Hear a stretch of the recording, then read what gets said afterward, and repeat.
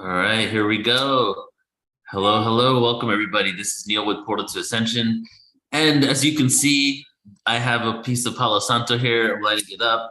It's the first time I've done this on any Zoom call. And I think it's because today we have someone who's very, very special to both of us, Tangela and myself, but also is in the other room. So that's how special she is, that we're literally living under the same house. So I needed to, I feel, start out with this Palo Santo just to set the energy for this moment here. And before we get into the angelic vibes, and let's go ahead and just take a few moments here in silence and just breathe together. How about that? Let's just start out just by closing our eyes. No form, no specific rhythm. Just breathe at your own pace.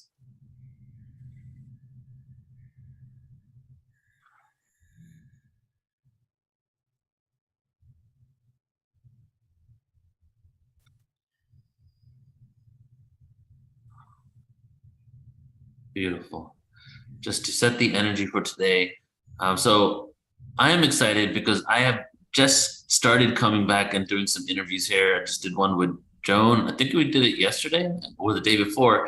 And but Tangela and Joan, you've been seeing them quite a lot doing many interviews on Portal to Ascension. So today the tables have turned a little bit, and I am actually interviewing with Tangela. I'm interviewing Joan. So I'm extremely excited to be back here with you, Tangela, and bringing on someone that is so incredible and has been doing such amazing work with you over the last few weeks as well. Exactly. No, I'm super excited too, Neil. It's been really fun co-hosting with Joan these last few weeks. We've been able to do these really great deep dives into amazing Ascension speakers. And today we get to do a deep dive with an amazing Ascension expert, Joan of Angels. So I'm really excited about it. Exactly. And should we do like a 2-person intro? What do you think? Sure, let's do it. All right, cool. All right. So I'll go first. And so Joan, you guys seen Joan probably quite a lot on Portal Ascension the last couple of years. But I connected with Joan for the first time in, I think it was summer 2012 or October 2012 at the Conscious Life Expo. And we were doing our first actual conference, Portal to Ascension conference, which was called Cosmic Reunion 2012 back then. And I invited her to come. She came to the event. And that was the beginning of our connection. And it grew over the years, but not until maybe like 6 or 7 years ago did it really take a milestone jump into a whole new type of friendship. Not only do we have probably many past lives together where we've done so many incredible things, but just the other day I had a download, Tangela, that Joan was my little sister in the past lives. You're muted.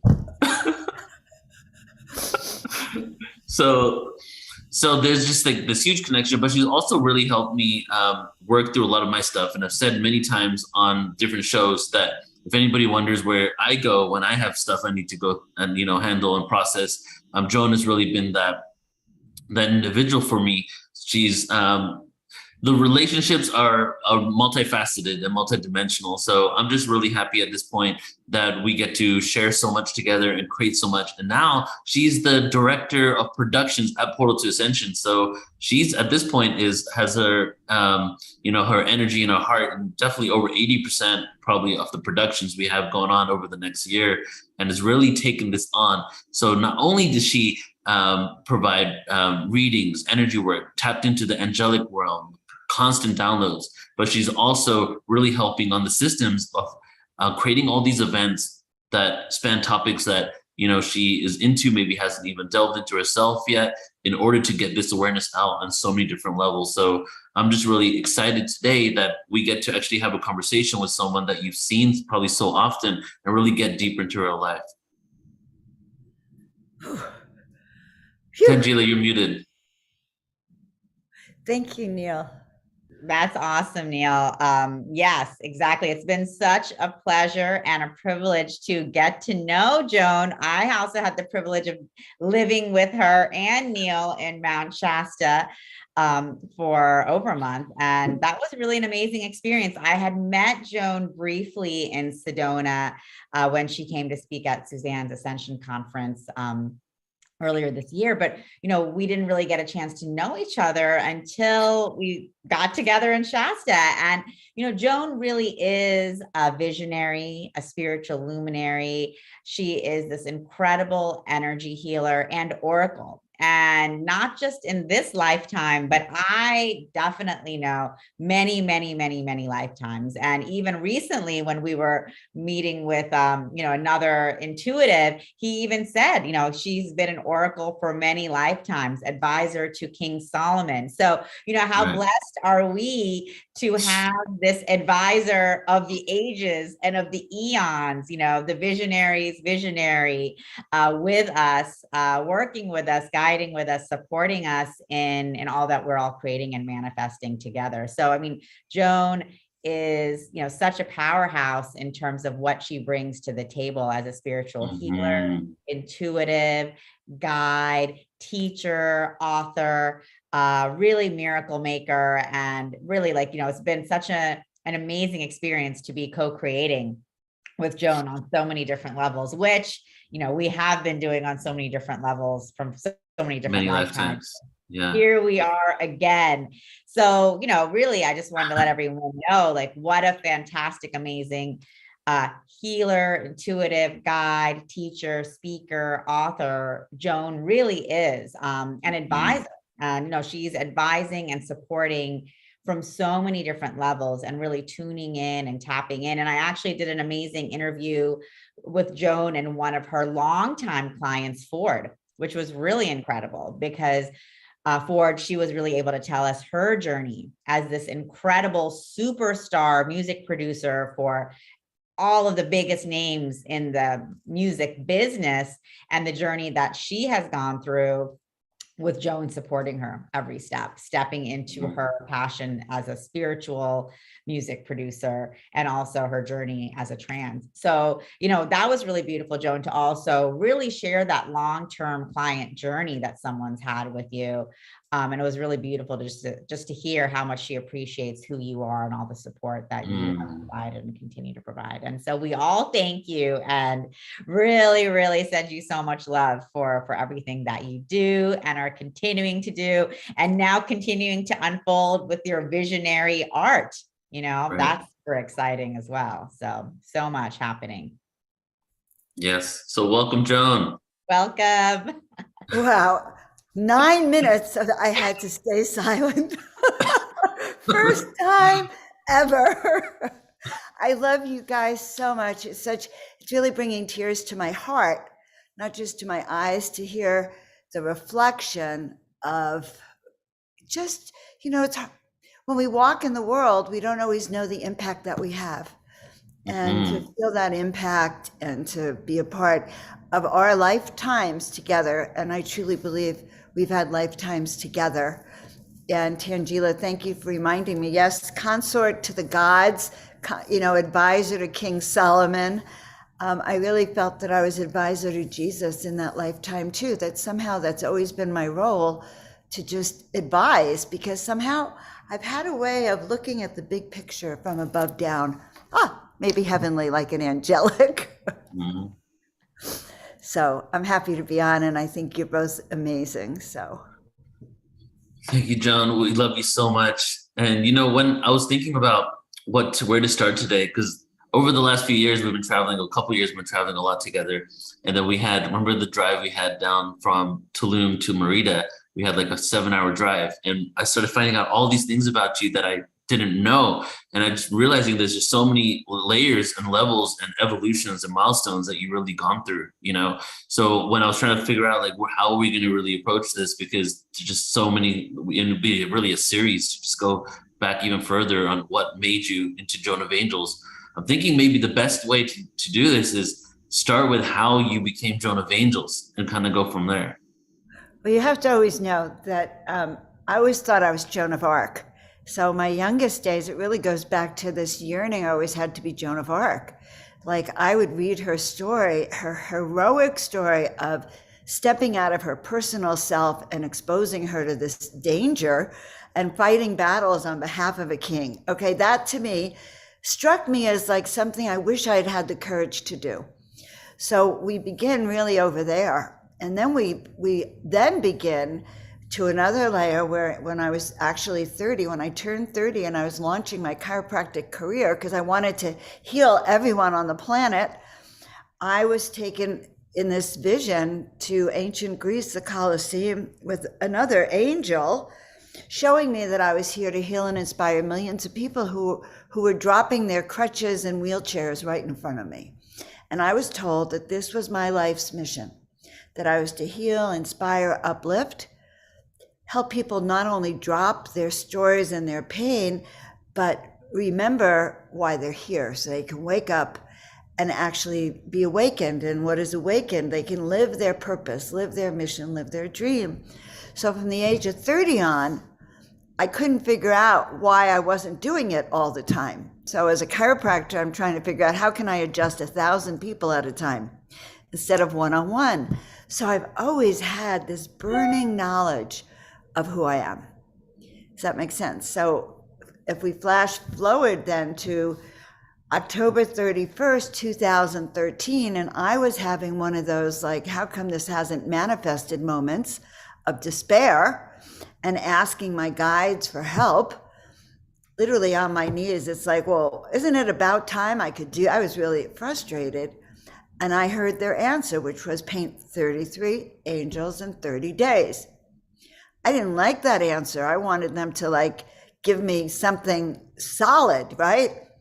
And they said it again, paint 33 angels in 30 days. I really wanted them to lead me by the hand, give me instructions. And I was discounting this, well, I don't do faces or oil paints. It's going to take up too much room, all the human mind. And I also knew with my guides, many of you might know this, but after the third time, they don't suggest it again. My guides say 3 times, if you don't listen, we're going to go on to the next person who listens. And so I said yes. And I dived in, painted these 33 paintings, put them up on the angel, on the wall in this penthouse I was living in. It became the angel loft. And I heard, and the book fell off the bookshelf. Your call for angelic assistance has been heard. And from that moment on, they reassured me that if I would pay attention to this voice that was guiding me, that I have always heard my entire life, to be fair, sometimes listened, sometimes didn't, but if I paid attention and followed their instructions, they would lead me to stepping into doing my greatest visions, the ones I had at 30, that healing and inspiring. And so that's what I've been doing. Then they said, paint us and we will come. It's like, who will come? Well, these giant paintings. So I found myself painting divine beings, temples, portals, energy ships, whatever they showed me. I could shut my eyes and paint. It didn't matter because they were coming through direct. They told me to move to the desert. Moved to the desert, and day 2 or 3, this beautiful woman, Robin, just stopped me dead in the tracks. What did you say your name was? And suddenly she's saying, Joan. Now you have to imagine I'm hearing the Hallelujah chorus. I'm in a busy restaurant. I hear nothing. It's like being in one of, when the movie, they try to show you the time stops and everyone's frozen. Everyone is frozen but Robin. She's going, I know who you are. You're Joan of. I thought she was going to say Joan of Arc. She said Joan of Angels. And I just, the Hallelujah chorus, I was so happy. It's like, holy moly, I've been seen. And it's not my ego giving me this name. I've been named. So that's a long story. Wow. So Joan, that's beautiful. Have you always been connected to angels? Was that something you've experienced since childhood, as well as other multidimensional guides? Has that been a part of your life? I am an ascended master down here on the planet Tangela, and I have, as well as a star being, I have dual connections. And even as young as 5, I was taken on ships, but I had encounters with angels. I had these weird encounters in the paintings. I would look at paintings and I couldn't see well. And I'd look and I'd see angels in them. And suddenly I'd be in the painting and they'd be walking me in these rolling hills and holding my hand. And when I look back, I didn't know what that was. I just knew that I wanted to close my eyes and see if I could get back to that dream of walking in these hills and these paintings. And I would try. I'd see them in my comforter and and so yes. And I have had many times when my angels have said things like, go to chiropractic school, okay? Move to San Francisco, like just like that. And I would listen, and good things would happen. Did you always? Sorry. Go ahead, Angela. I was saying, did you always listen when your angels gave you? No. And when I didn't listen, I really got into a lot of trouble, found myself in challenging circumstances, sometimes even life-threatening. It is why I teach my intuition class, because my guides would give me the best information and my ego would say, are you kidding? No, I'm not going to do that. Paint 33 angels? Nah. Like I was not, and I think years ago I was told by a psychic, by a palm reader, he said, Joan, did you know you were supposed to be famous already? This was 10 years ago, and I cried. Well, the reason it was you were supposed to be and it didn't happen was because I didn't listen. So I believe we all have activation points, but we have that free will, yes or no. In my case, yeah. Well, and you not listening also worked out perfectly for you because you've evolved and you acquired so many more skills and you tapped into your own abilities, And I guess I'll just say it real quick, but she protected our meal from flies invading it a few months ago. Seriously, I'll just explain it real quick for everybody listening. Joan literally created a force field around us where there was flies attacking our food. And she did this thing where she just created this force field and they were literally bouncing off the field, like coming in. And I've been a healthy skeptic most of my life. And it was one of the most profound experiences seeing that. And I was like in awe, like looking at Joan with my mouth open. I was like, whoa, dude, you did it. Like how the heck? And then when we started having a conversation that made the field get lower, they started coming in and she did it again. And lo and behold, so that's just a funny example of really how you're tapping into more of your abilities and they're coming online. And I just wanted to say this about, the angel images in your house. Going into Joan's house that, you just moved out of a couple of months ago, it was like it's like an art gallery of all of your art. And there's just beings all over, just surrounding, looking at you, smiling, different frequency, energetic signatures. In the room that I was staying had this one art piece. And I think Soul might have got it from me. It was the angel portal. Was it what was that one? It was like a station for angels. There was a whole thing of, first of all, you had the planet and we had all these angels circling around it. And yes. That's the angel brigade in action. Right. So it really being at your house really gave me a tangible experience of the angelic realm. Being around those paintings at nighttime and sleeping and having dreams that tap me into the cosmos, like really profound experiences there. Remember Soul was saying that she couldn't sleep for 3 days because the beings kept visiting her, one of the first times. So it's really powerful, the artwork you created. Well, sweet, because I'm now in a new project. I'm working on creating artwork. So I do these soul awakening sessions, Neil, of which we're going to be doing one in a little while. But in the sessions, we really help you claim what you came here to do. I mean, claim it so you'll never forget it. Claim it so your soul resonates with it, sings it so powerfully that we don't forget. Because the problem here is we forget. We go to the grocery store, someone frowns at us and we forget. We just forget we're here to carry light. Like it's so easy to forget. And so not only am I doing the sessions now, but now art is coming through that when you have it in your home will anchor that image of who you are in there and we'll talk to you. So it's like you go off the deep end and you look at that painting and it'll be like having little angel slaps going, hey, honey, come on back. Remember why we're here. This is you. And then it makes it easier to hold that fifth dimensional conscious frequency. So yeah, I'm back into the art now digitally and aligned with all these beautiful radiant souls that I'm meeting. That is powerful, Joan. And so That's amazing that you're kind of getting this download to do this soul awakening work with your art, to really support people in that process of constant remembrance. So, what do you think about, like, because people say, oh, we're at this, we're doing this whole conference on Ascension, you're speaking about it, but what does Ascension mean for you? I always like to ask that, because for everyone, it's different. Well, it's a really great question. When you said it right this moment, I thought of a whole series of stairs. Like I have a painting, The Stairway to Heaven. And I thought, in a way, Ascension is these steps that we take to get up to the celestial realms or the galactical realms, other dimensional frequencies. And so it's learning how to raise our vibratory frequency, letting go of our earthly frequency so that we can have no limits, no boundaries. We can explore the galaxy in every way, shape, or form, and also have unlimited potentialities in our own world.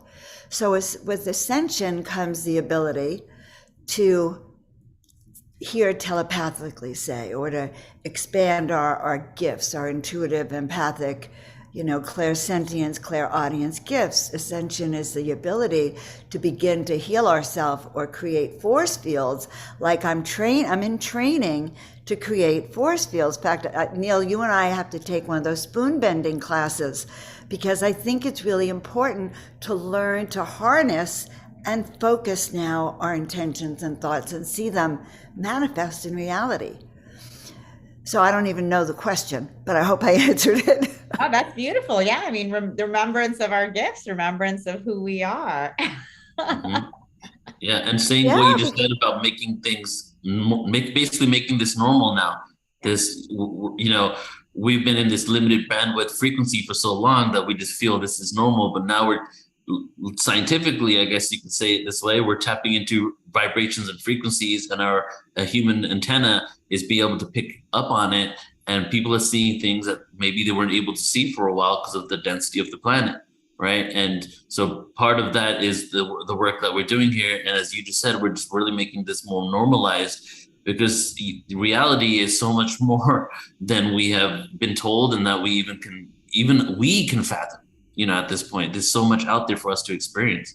So it's beautiful. And what the work that you're doing and how it's evolved now to, the reading with your artwork, and you're capturing the soul essence, and almost like, actually this comes to mind right now, like how the artwork was holding the frequencies of these beings. You're now creating this artwork that's holding the frequency of the person, where they get to look at it and then they see their own divine self. So you're giving them a direct reminder, not from this other being that's embodying this artwork, but from their own beingness, right? That's powerful, Neil. That's beautiful. Very powerful. So just, if you're interested, guys who are listening to it, just email me, joan@joanofangels.com because it's just beginning now. So I'd love to do that. Yeah. So that is good. It's I see a lot of angelic beings, or say on a plant medicine journey, when you see a whole video of your life or all these beings, I'm trying to take what's in here and have a camera. Sometimes it's so hard to take what's in here and then make it real for everyone else. But I think that the angels told me when I started painting that they wanted humanity to know what they look like and feel their energy, feel the reality, so that we can sort of transcend with their vibrational frequency, because the best way to have contact with the divine is to raise your own frequency. I mean, it's kind of them to come down to our frequency, but it's an effort for them to come down here. And they're training us to go up there. And let's face it, it's much better up there. Mm-hmm. So you think that's where we're at now, Joan? We really are opening up so we can really be going there and staying there more often. I learned a key. The key that I have learned is to say yes. Say yes. When you hear that voice within, and maybe you check, it's a positive voice, just say yes. Stop second guessing that voice, because that voice has the seeds of that direct connection, and when you say yes, then they give you more things, and it helps you guide and lead your life on a higher plane. So I'm excited, because this is the first time, I think, in the history of our planet where collectively we are ascending, where there's more opportunities between what's happening in our galactic rotation and where we are with the sun, there is this, yes, there is a certainty that ascension is happening. Mm-hmm. Mm-hmm. So I want to talk a little bit. Go ahead. What did you say? Say that again, John? It's a certainty, but you have to say yes. It is done. Right. It's inevitable, you know. And in order to, what was the quote again, Joan? In order to choose, we must. To be one of the chosen ones. There we go. Yeah. You must choose, or you must say, you must choose. And that is the biggest issue around, because people think they're chosen and then they don't have to do anything. But the leaders are here to serve. You're not a leader as an ego. Oh, I'm a leader. You're a leader because you said, I'll serve. And so to be one of the chosen ones, we must say yes, and then we must commit to it. You can't sit on the fence for ascension. You either are going for it, or you're either going this way, or you're holding or going this way, and holding, this is not an option. I'm not planning to come back. And those of you who want to work with Joan of Angels, we are circling around the planet. The Angel Brigade is going for it. The galactic frequencies are here. We are on the ascension path. Heck, I work with Portal to Ascension because we are a doorway to collectively ascend. That's why I work with you, Neil. It's not work. That's a bad word. That's why I'm aligned with you. So we create together. Yeah. I saw a survey today. That said, what was it? What are you motivated by? Working for yourself or helping others? Okay. And it was a lot of people did the survey, and it was 49% said others, 51% said myself. And I was like, oh, we're only 2% away. Right. But, 51%. yeah. But it was a good survey. I was glad that I ran across it. And it's really, that's the tipping scale, 51%. Yeah, right. You're so right, Neil. That's an amazing survey. And that still tells us that we have work to do, because the whole planetary shift will happen when it's 51%. But here's the good news. We all have, those of us, those who are attracted to all of us, each of us, have an activation code, several of them. I told you I missed the first one. Activation codes of waking up. And once we wake up, we become like an electric beam of light, and we're infectious. Okay, we become like that virus that goes in the system, the darkness is system. We infect the system with light. And once light goes viral, then all the people waiting for us to wake up will wake up. They'll go, oh my God, look at this. Joan has woken up. Holy moly. The energy is crazy. I want that. And then it spreads that way. That's how guys will quickly get to 51% overnight. We're going to go viral. Well, so I was thinking about that question a little bit more, and it kind of seems to me that when we're not satisfied, and it might be physical stuff, it might be your basic needs met, your bills paid, your house paid, or it might be love, intimacy, you don't have on those levels what we deeply want. It becomes like, what do you want for yourself? I feel most people in those situations that aren't completely full and whole will say myself, because they still don't feel that wholeness. And on one level, it might come out in like them trying to work extra hard and make extra money. But as we all three of us know, a lot of that doesn't really buy happiness, right? So it's like, what it seems is that thing right there just says the only way we can get to service to others is by like taking care of ourselves enough, giving ourselves the love, a lot of us want love, want intimacy, but we're not able to even accept it and receive it, So it's like, it's this contradiction of the things that we want, but the fact that we're closed off to it from the experiences that we received, and we go through this cycle. So I feel, what we're doing, Portal Ascension, what you do, what Tangela is doing, is really allowing people's souls to be at peace with themselves, so that we can be of service. Exactly. I mean, that's the number one thing. I mean, so that's what's interesting about that survey, you know, and why actually it's 49 and 51, right? Because like we live in a world where we are taught that the external is what's going to make us happy.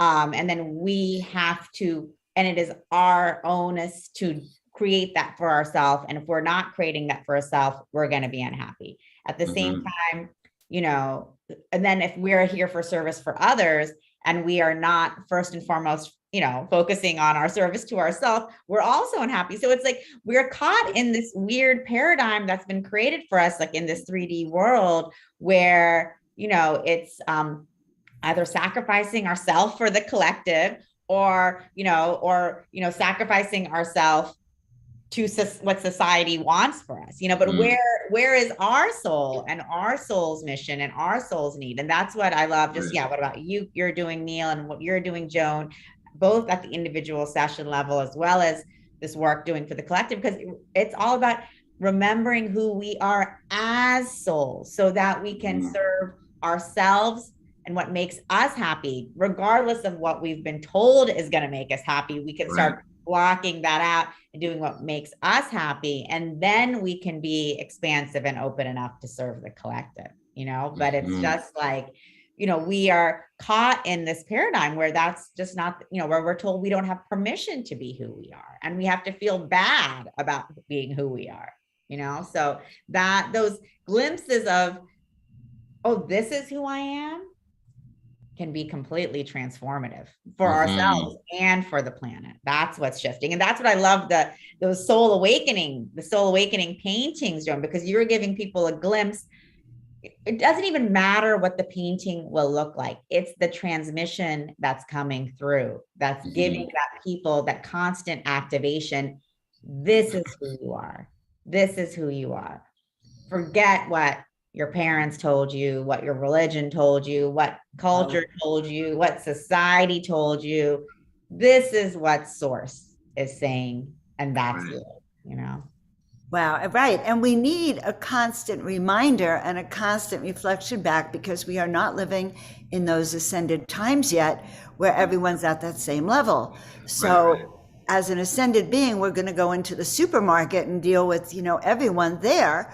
So it's really important to sort of have this protection around you and not get caught up in what is going on around us. Right. We're here as kind of like galactic visitors, you know, galactic helpers, galactic servants in a way. And if we can really step back and not take what those humans are doing personally, we'll be much better off. Okay, even our own families. Right. So you really are a reminder for people, your artwork, your readings, your conversations going into a grocery store with someone, you know, you're very, very open, transparent and sincere individual, you know, which is why I love hanging out with you, because you are 100% present in your body and you know who you are, you know. You know, I have a Libra moon. I like joy and happiness. So I made a decision years ago, not even that long ago. Wherever I go, I'm just going to leave people feeling joyful and light most of the time. Yeah. Now I get out of balance. Heck, lost the computer. You know, the fairies are driving me crazy. Who knows? But, you know, like going into the supermarket yesterday and just, you know, how are you doing? And how's life treating you? And just being kind. We need kindness. We need that love, you know. And even if we think we're extraterrestrial or celestial, we live on a planet with other humans, you know, we're responsible for raising the vibes. Exactly. So I'm super blessed that, you know, that you do the work that you do, but I'm so blessed that I have the beacon of reminders right next to me. So, you know, I said to you yesterday that, you know, like living with you and spending time with you, because every single moment is a reminder of who I am and why I'm here, just being around you, you know. So you are that beacon, that frequency beacon. I'm just so grateful for you. Beautiful, beautiful.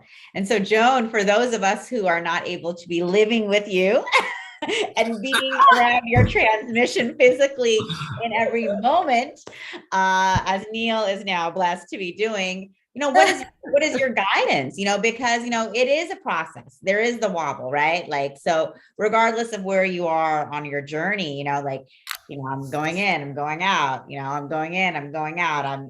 So it's like, what is your guidance for, really activating these frequencies and then maintaining, what are things that we can do? Tangela, that's a great practical question. So first thing I'm going to say is every Monday I've decided to go back to, and I'm doing Miracle Monday right now until we evolve it.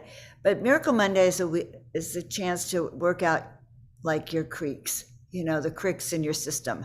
We do a lot of healing, uplifting, inspiring. By the time people get off, their energy has changed and shifted. And we come together towards the end and create a tower of miracle power that sends angelic frequencies across the planet. How can one not feel better? Wow. So every Monday I impart some kind of something that's wise. So that's on my YouTube. But the other things that I really say is the following. So, it's really interesting. I leap out of bed every day. I'm excited for my day because I know why I'm here. And as long as I know why I'm here, I'm excited to leap out of bed to do more of it. It doesn't matter. I never get tired of my to-do list, because it's all part of this blessed soul awakening. When I was 28, I was so despairing. I thought I would kill myself because I did not know my future. I didn't know who I was, didn't know what I was going to do, couldn't even imagine I'd have a life after 28. And I remember that the night that I heard my guides, I said, tell me what I'm here to do with my life. I was in a Lee Taylor Young's house. She's a actress. I said, tell me what to do with my life. And I heard a voice that said, go to chiropractic school. And, I followed that voice because it seemed better than the void. So, that's what I'm going to say. Start paying attention to the messages you're receiving because they're your lifeline. They are what will lead you, not your family, not your friends, not the media, not the government, not the doctor. You yourself, that internal voice knows what's right for you. And that's the key, Tangela, to really learn how to gain confidence. Half the time in my readings, people go, oh my God, how did you know? I've always thought of that. Well, I don't know that. It's like, to me, a miracle that somehow I heard what you were doing. Like Neil and I sit and we have telepathic conversations all the time. We are sitting in the car and I take out my pendulum and because I'm thinking I'm going to ask Neil if he has any questions. And then I hold on to it for a minute. I don't know, I forgot about it. And then suddenly I say to him, Neil, do you have any questions? I'm ready for questions. And he went, I was just about to ask you if I can ask you a question. It was simultaneously as I was saying, do you have, and he's going, I have and that's what happens when you're in alignment. So that is one of the keys, Tangela. Listen, your guides are knocking at the door. They're like, pounding. I love that. I love that, Joan. And I love that example because it's something everyone can relate to. How many people, like when you're with someone, you're thinking about them, suddenly they give you a phone call, or something pops up. But that's profound. That's a profound telepathic experience. That's a profound example of our intuitive abilities. That's a profound example of our energetic communications and connections. It's not just a coincidence. And I think, I love how you just, that is very profound. And for us to remember, like, these are profound moments that are examples of our superpowers. Yeah. And because Neil has stopped several times to talk about the flies, that vortex, it's become more important to me now. Now I can literally see that fly. I got really upset. I see a fly coming towards me. I'm going, it's not working. And it's just like boom, boom. But because he is emphasizing it as that was an important moment. We listen, this is what you did. Like to acknowledge, it's not just to hear the voice, but then what action did I take? And what results? Okay, well, that fly, literally, I had a witness. What we spoke at the same time. Like, what are the what is the confirmation? Spirit always needs confirmation. Mediums always look for confirmations. I always look for confirmations. Like, I know I've done a good session when you actually said, like, oh my God, how did you know I was thinking of this? Mm-hmm. No, I don't read minds, but I get little pictures. What has happened over the years is I've trained myself to say it, even if it sounds ridiculous. Wow. Okay? Even if, and everyone has that ability. But if it sounds ridiculous, your logical mind goes, oh, I can't say that. Yeah. And, everything, as we know, is frequency and vibration.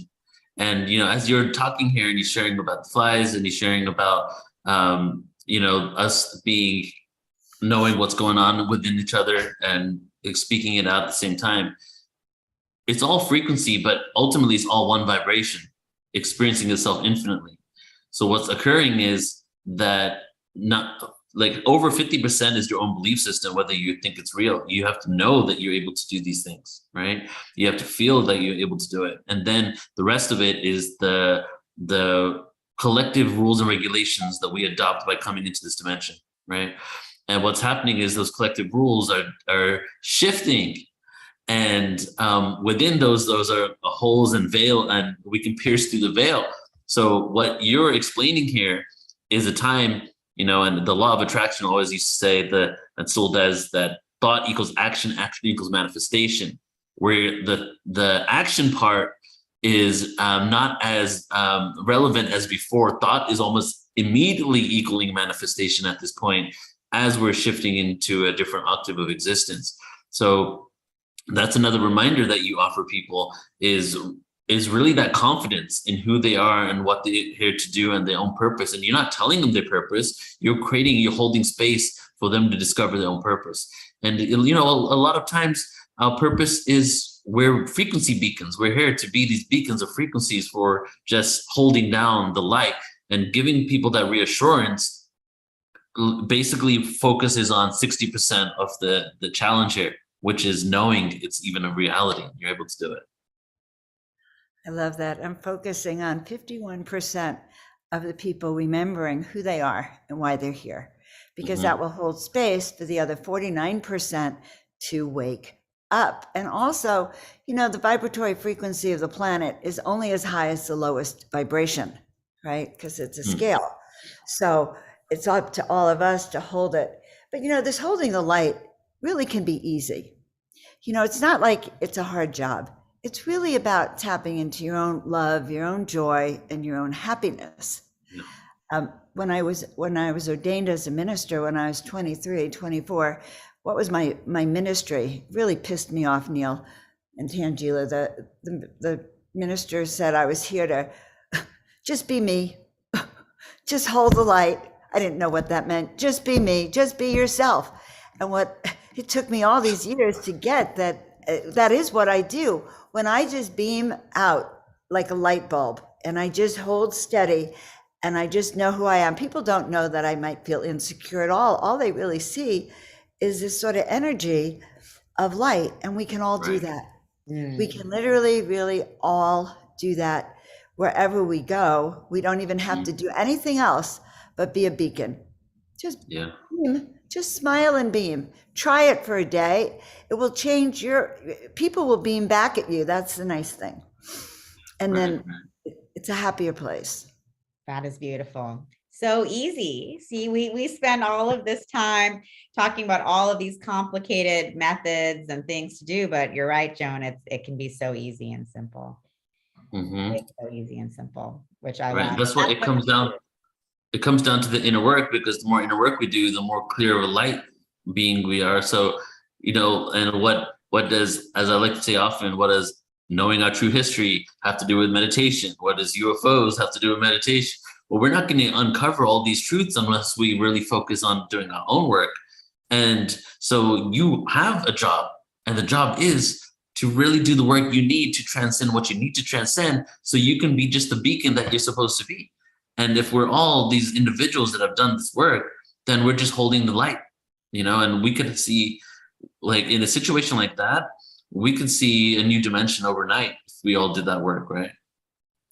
Absolutely. We can see that new dimension. We can actually help lift the spirits and raise the vibratory frequency just by doing that. We don't even have to utter a word. In fact, uttering a word might lower the frequency. But you know, Neil, when you go out and chant and hum and just beam, smile, and realize that all is unfolding for the highest good of all concerned, you know, we can be more at peace.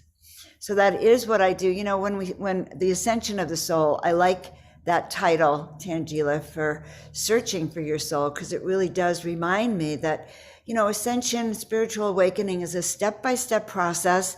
It happens as you work it, and then suddenly you realize, oh my God, I know more than I used to. Holy moly, I'm more balanced. This doesn't trigger me anymore. It's not like you're in this school and you're getting a report card every week. You're noticing things in your life work better. You're noticing that you have new friends, maybe that you feel better around, that are more vibrationally aligned, that you're having less issues with the other people. So it really helps to change your life as you clear the way. And that's so possible. Plus, here, you can't take your luggage to heaven, you know. Famous last words: your luggage is too heavy. They will not accept it on flight to the celestial realms. And so it is. Exactly. No, and I love that, you know, that ascension is also about just things shifting around you, your relationships, your friendships, your triggers, all of that transforming and shifting because you are. So, you know, that's another really important aspect. I think a lot of times we don't talk about that. Really, it's, you know, the outer world reflecting our inner transformation, you know, and coming into those who we are in alignment with, all of our soul tribe, reuniting and reconnecting once again. Yeah. Beautiful. We're in such unique times, okay, that each person has to really take responsibility now for where they're at. You know, you can't be a victim about it. You're here because you chose to be here during this time. There's no way out of here, really, except to go through it. And we're collectively joining together to raise our frequency to be the best we could be, because that seems to be the best solution to deal with any of the uncertainties that are happening, to know who we are so we can trust ourselves is really personal power. That's ascension, that's mastery, that's to be one of the chosen ones.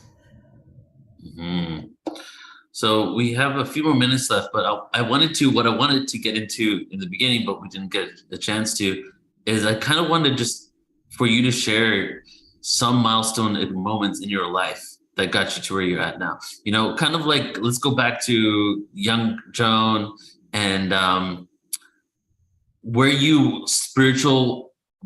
raised spiritually? Were your parents religious? What was your experience like in life? And then how did you come to this understanding of consciousness? Wow. Well, that's like 4-hour lecture, Neil. We're going to schedule that. We're going to put that on the calendar. But here's the thing. At the age of 6 months, my parents started tying me up. They tied up my hands. They tied up my feet. They wrapped me up so I couldn't move. And I was living in a house full of lies. So my response growing up was not only claustrophobic, but I hid in closets because it was the safest place for me. It would terrify me that if I was that little girl who knew she had a destiny, by the way, I always knew I was here to help heal the world, but I would have to leave the closet first. And so my whole life, Neil, has been facing this closet, going in and out. I ran away by 4. And because I wasn't living in a life that supported me. And I had angelic encounters, and I had ET encounters that I didn't quite remember, but they molded my life. But I had this voice that would intermittently come and work with me. But the most empowering moments in my life have been when I heard that voice and I said yes. You know, when my second husband, Peter Hangarter, I still have that name. The day I met him was at a conference in San Francisco. It was a chiropractic conference. And I'm walking down the aisle and I see this choir boy, that's what he looked like to me, out of the corner of my eye, and I heard the Hallelujah chorus. And I heard these voices that were singing that I was going to marry him. I said, what? He's a choir boy. No way. I always argue with my voices, guys. They give me 3 times. Go up to the stage, and when I come back, the voices are even louder and louder and louder. And so loud, my girlfriend had to stop and introduce us to him and invited him for lunch. She's whispering, you want me to invite him for lunch? I couldn't even cope. I couldn't even say anything at lunch. So I suppose transformational moments have come to me in moments like that.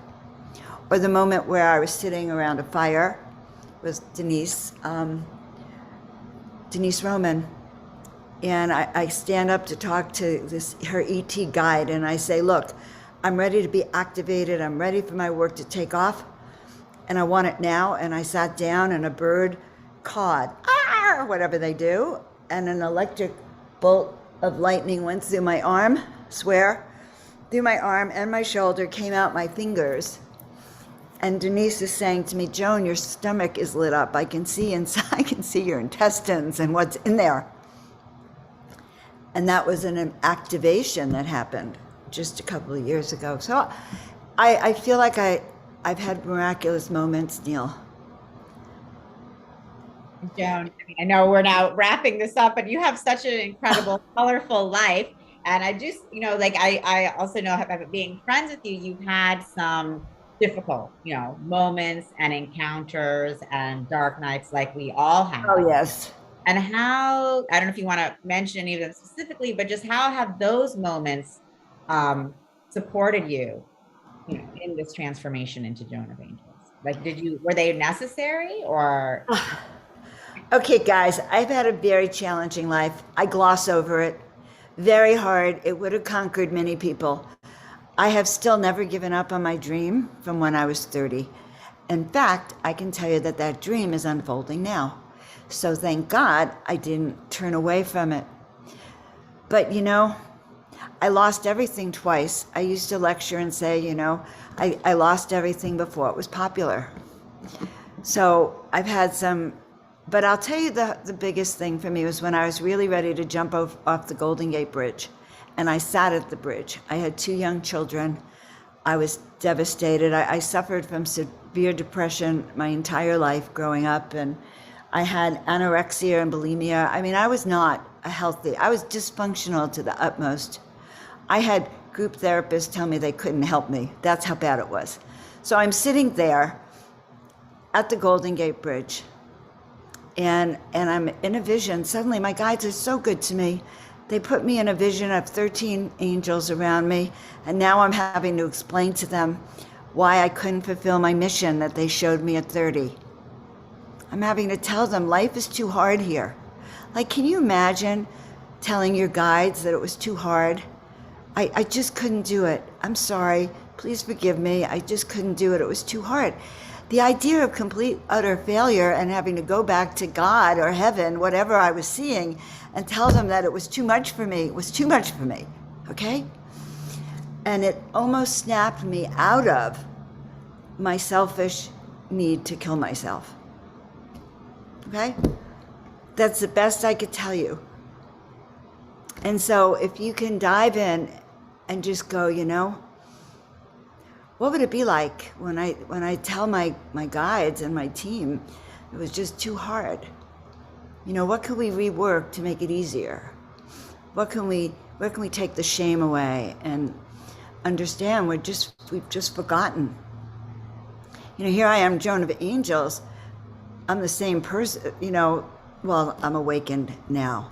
And it's that awakening that gives you what you need. And this is what we teach, Ascension of the Soul, step-by-step process. This is years later, okay? But when you're in it, you're in it. It's real. It is so real that you don't think you're going to make it till the next day. But you will. And if you find people like Tangela and Neil, all of our soul-searching people, like people who really have been there, you can't teach Ascension of the Soul and soul awakening unless you really have had soul despair. It's almost impossible to come to be a teacher of this work without having to have your own obstacles, because how else could you teach it? Right. So I teach from love. I just teach from what I know. Yeah. My guides tell me, they show me. I met Tangela, and it was like, oh my God, I know you. I met, Neil, I know you. We are destined to do these things. Find your soul tribe, guys, and we're here for you. Mm.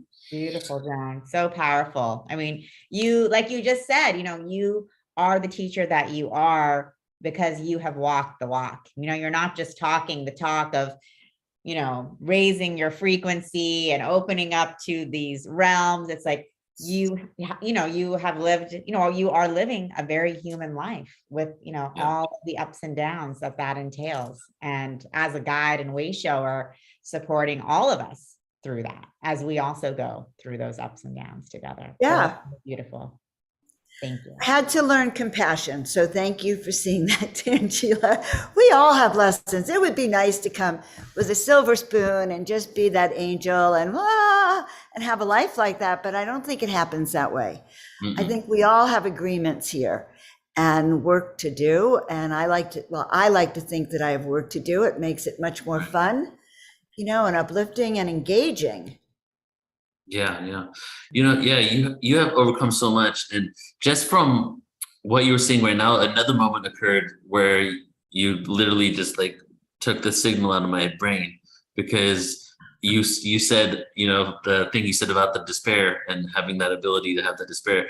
I was literally just about to talk about the fact that you overcame so much, gave you the contrast you needed to be the teacher of what you're teaching now. And like I often say, do you want someone who just went and got a psychology degree, or when you go to rehab, most of those people were addicts at one point, or they had some sort of experience where it was traumatic. And that's what this Earth School really is. We have the opportunity to become masters of these. You might not want to dub them as traumas. There just might be challenges. As we how do you master a challenge when you have amnesia of even how to do so, right? So, and then once we do that, that's the truth. It's like the answers have been taken from us, and by the amnesia we have, and then we need to figure it out ourselves, which gives you even more confidence and credibility in the cosmos as someone that went through this, and that's truly what's going on right now. And even Portal to Ascension is really a manifestation of me attempting to work through my traumas. And this, I could never imagine this would have happened. So it's a beautiful thing when you shift the perspective of the traumatic experiences to the lessons that they can give you. And as you said, Joan, we have a choice. Do you want to be a victim to it, or do you want to be a master to it, right? And that's where it is. This Earth School is the school of mastery, I feel. Like that is the key. That is the key. Are we victim or are we the master? And right. When we're in these moments of despair and anger and giving up on life, dark night of the soul, it's very easy for us to be in victimhood, and that's natural too. And that's why it's just really important for us to remember, like, we have others like you, Neil, like Joan, to support us through this. Right. Yeah, and it is okay, because I was a victim deep into doing Portals to Ascension. I was still a victim. So it's not like you transcend the victimhood and then your life happens. Life still happens, and it's a process. Mm-hmm. Life continues to happen, life continues to happen, and we continue to remember, and we continue to find people to support us as life keeps happening. So exactly. Right? And then people, I got a text yesterday from Rochella, and it said, "How are you, radiant beings of light?" And I looked at the text, and I was feeling funky at the moment. And I look at it's like, "How are you, light beings of light?" And I read it to Neil. It was like, oh my God, I'm a radiant light being of light. How could I have even forgotten that for 1 second? Even for 1 second. And just having someone remind me of it in a text changed my day. Right. That's so beautiful. That's amazing. Yeah. All right. So as we close up here, would love for you to close us out with an angelic activation, Joan, right? But let me just some words for myself here. And I'm going to say this to you. I say compliments to you so much in person. It's different when I'm online. It's just like, I'm going to go and say it to you in person in a second. But you're just an amazing person to be around, to work with, to have as a friend, you were truly like brother and sister and beyond. We're like quantum cosmic friends, you know, and just that connection of what we were creating together and the support that we have for each other and the support you have for me, the love that I have for you has really been one of the most rewarding experiences in my entire life, you know, and I'm just so grateful to call you a friend and just to see you grow and flourish, you know, over the last 10 years that I've known you, the amount of growth that you have, you know, and I've shared this with you often, just like seeing you really step into more of who you are. And when I think you've already done it, you like just surprised me with some more amazingness, you know? So Joan, I just want to just say hats off to you. You're one of the most amazing people I know. Thank you for coming down to this planet at this time and doing the work that you do. Yes, Joan, thank you, thank you, thank you. And from the moment I met you, the vision of what you had of yourself, for yourself, that vision you held when you were 30, that is the vision I've had of you ever since the moment I met you. This is so beautiful. First of all, just to be with the two of you and to get a reflection, because we've been very, very close and working together. So it's not just, you know, a normal interview of an author. We're close and we've seen each other through a lot of things. And I just want to say something, that what we're creating all together is just such a great portal.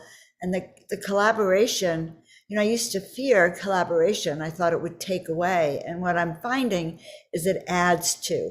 So I'm very, very grateful to both of you, both of what you're doing, Portal to Ascension. I feel like a part of both. You know, I feel like somehow I'm here to collaborate. Maybe I'm truly, you know, the visionary's visionary, because I feel like I am that collaborator to help see the big pictures. And so you are. And we are in this moment of bringing all of this energy forth into the world on such an exponential level than has ever been seen before. And you are leading the way, Joan, as part of that. So thank you for being who you are and joining us in this journey again.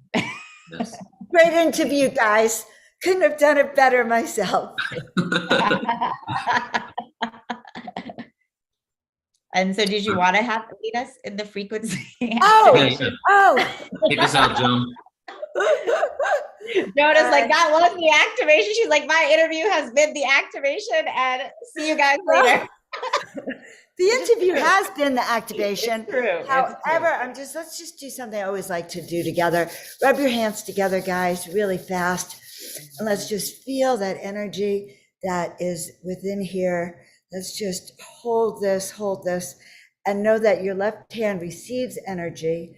Your right hand sends it out, and let's just create a global connection right now. I'm sending energy out through all of you, and you are receiving it with that left hand of yours. Feel it go through your body, sending it back to each of us here on the screen as we transform it into that light energy, and feel it just making a vortex of light, vortex of energy, almost coming to a crescendo. And that each of us, almost as if we're a needle, and you're a needle, and we're connecting that vortex at the top, and we're connecting each of our needle around the planet, threading light in and out all around the planet, creating that connection of the angelic brigade and those celestial frequencies, healing and uplifting the planet. And so it is. So it is. Beautiful. Thank you so much, Joan. Angela, love you both. You, Neil. Love you guys. And thank you so much, Joan, for such a powerful, powerful interview, powerful experience with you this last hour, but the powerful experiences we are having with you in every moment. So just love you so much and appreciate you so much, and so excited to continue co-creating with you. Yeah. And thank you to everybody tuning in. This is also going to be up on Joan's podcast, I believe, and my podcast on iTunes and other platforms. And also, Joan is going to be at the Ascension of the Soul conference. It's in the description, it's in the comments. You can go to portaltoascension.org and click there and sign up and take a look at all the other amazing things that we have going on, because we are, even though we've been doing this for a while, we're still just getting started. You know, there's a lot more we can do. So love you all. See you guys. Thank you, everyone. Love you guys.